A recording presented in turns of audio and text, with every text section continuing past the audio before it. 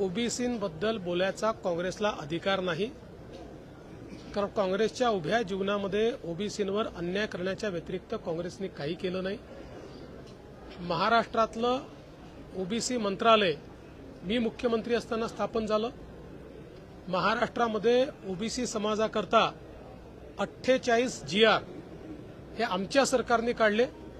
मी आणि शिंदे साहेब असताना महाज्योतीची स्थापना असेल, 52 हॉस्टेल असतील, शिक्षणाची व्यवस्था असेल, PhDची व्यवस्था असेल, वेगवेगळ्या प्रकारे विदेशी शिक्षणाची व्यवस्था असेल, रोजगाराची व्यवस्था असेल, सगळ्या बाबतीतली कामं ही महायुतीच्या सरकारने आम्ही केलेली आहेत। काँग्रेसला दाखवण्यासारखं एकही काम नाही। देशामध्ये देखील इतक्या वर्षांनंतर ओबीसी समाजाला त्या ठिकाणी संवैधानिक दर्जा हा मोदीजींनी दिला। जवळजवळ 60-65 वर्षांनंतर मेडिकल ज्या ॲडमिशन आहेत त्याच्यामध्ये ओबीसींना आरक्षण हे मोदी साहेबांनी दिलं।